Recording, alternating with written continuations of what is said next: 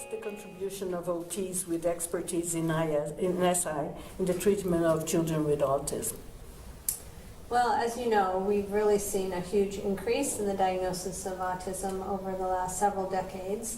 And in fact, the diagnostic criteria for autism was changed several years ago using the Diagnostic Statistical Manual. The DSM is an international used tool for diagnosing autism.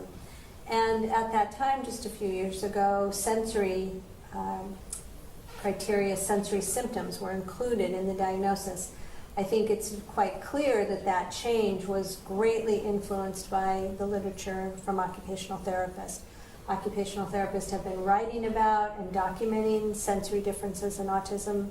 Back to Dr. Ayers, she was really ahead of her time in understanding the sensory integration component of autism.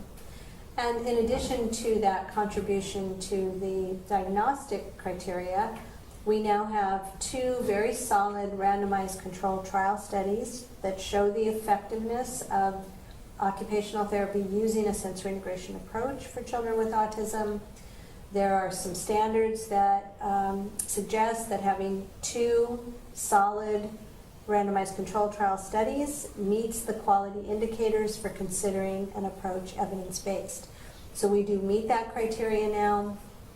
And one of our colleagues, Claudia Omari, here in Brazil, is completing her PhD, and she's replicating that study using the same manualized approach and all of the expected criteria for doing a strong randomized controlled trial. So we hope that we'll have the results of her study as well. But it's quite encouraging to see how much occupational therapists, and especially occupational therapists trained in air sensory integration, are contributing to the work around autism. In the year 2020, Genius would have been 100 years old. What are the preparations for this date? Yes, we're really excited about this initiative. An international group gathered at a congress in 2014 and realized that Dr. Ayers' 100th birthday would be coming up in the year 2020. And Dr. Ayers was a very dedicated professional. She probably was not a very flippant person. She was a serious researcher. And we thought that we could really think of some things that would be meaningful to her to celebrate 100 years. So we set several goals for the year 2020.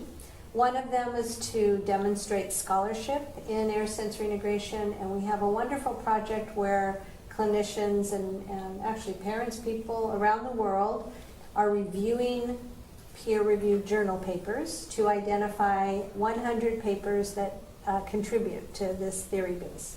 We have a second goal that's a big goal, to develop a comprehensive assessment, a set of tests that will measure sensory integration. And what was very important to us is that we have a set of tests that would be accessible to therapists around the world.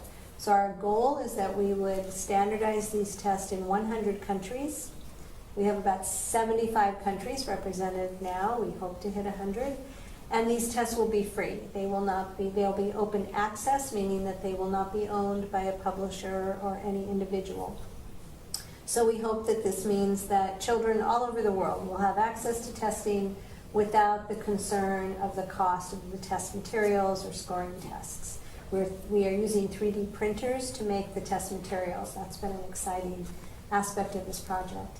And then the third goal is to establish standards for training in 100 countries, so that there is more awareness of, in relation to the question that you asked, how do we know what kind of training therapists should have? We hope to have those standards published so that if one therapist moves from Brazil to Portugal, they have the same level of training and can practice as they move around the world. Very nice. Thank you very much. Thank you, and thank you for all the wonderful work that's being done here in Brazil by the association and the practices. It's really impressive and heartwarming. Thank you. Obrigada.